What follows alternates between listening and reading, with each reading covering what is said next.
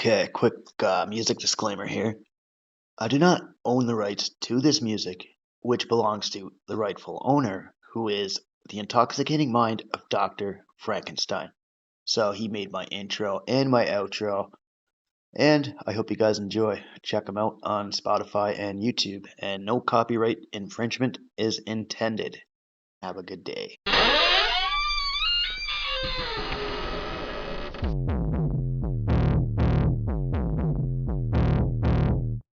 A clear choice of good versus evil, of right versus wrong.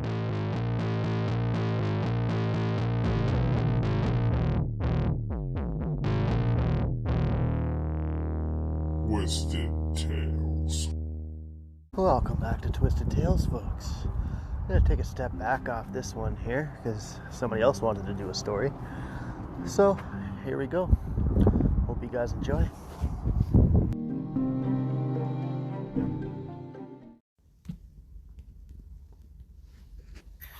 Good evening, all you Twisted Tale fans. Tonight is a guest speaker, which would be myself. This is my first podcast ever that I've ever done, so any mistakes I make, I apologize. And also, I apologize in advance for any background sounds, like the neighbor's dogs, or, just people walking around the house. I'm sorry. This is my warning in advance.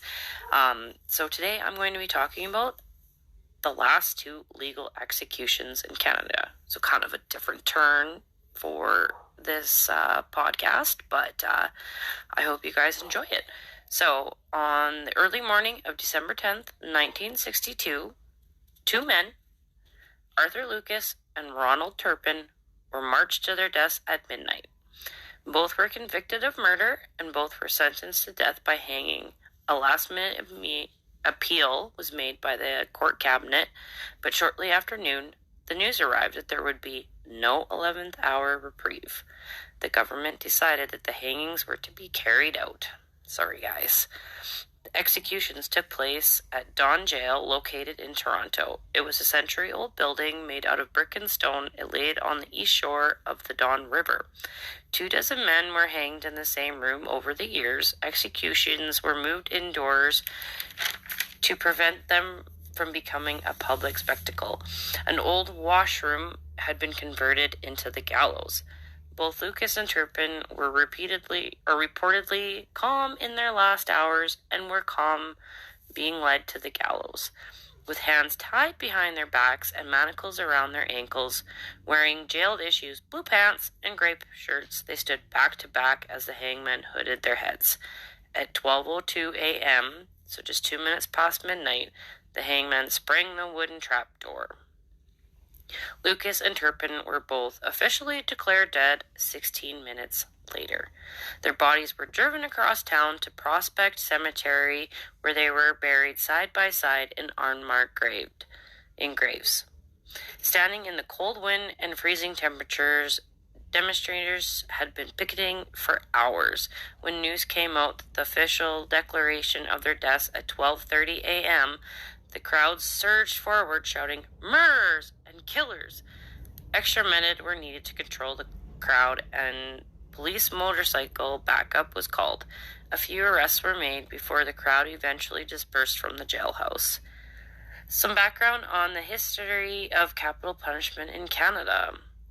1,481 had been sentenced to death from the year 1867 to the elimination of the death penalty on July 26, 1976.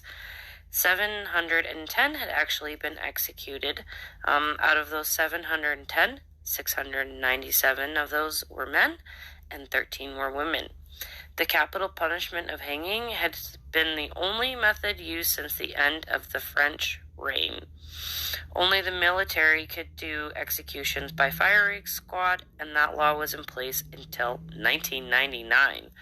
Although no military executions have been carried out since 1946. Some information on Lucas and Turpin and the reasons for why they got the capital punishment.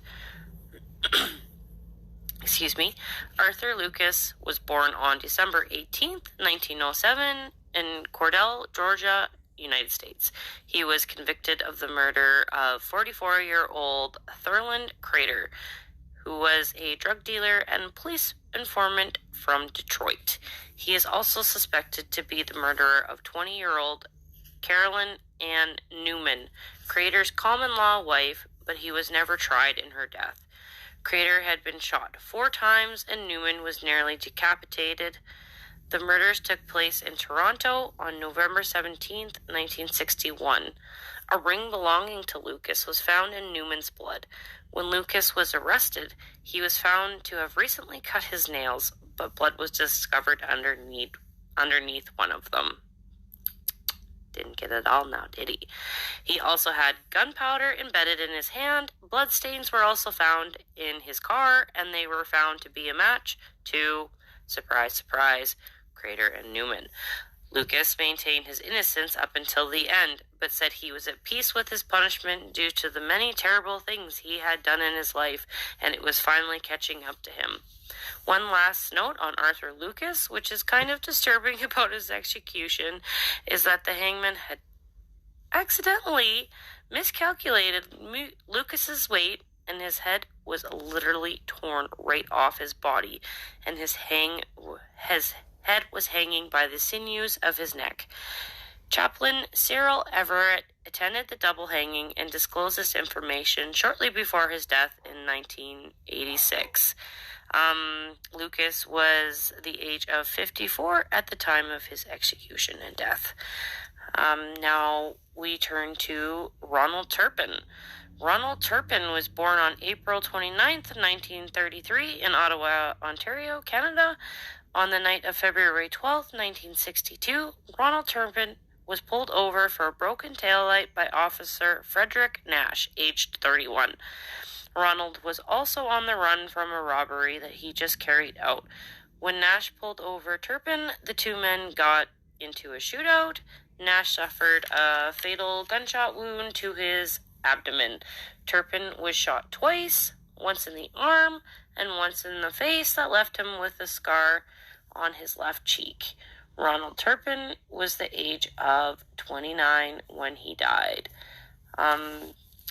Both men were informed that they would likely be the last people ever to hang in Canada. Some would say that this is a little consolation to them, but some would disagree. Just respect everyone's differing opinions, people. Peace out, motherfuckers. Mic drop. And there you have it, folks. Hope you guys enjoyed that little tale. So, we're almost at episode 30.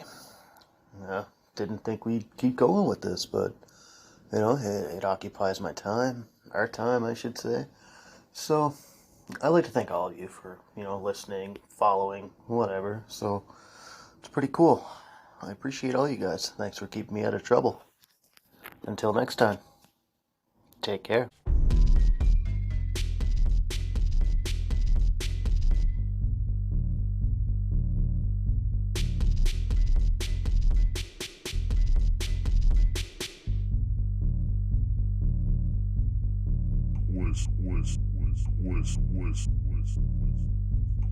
Twisted Tales.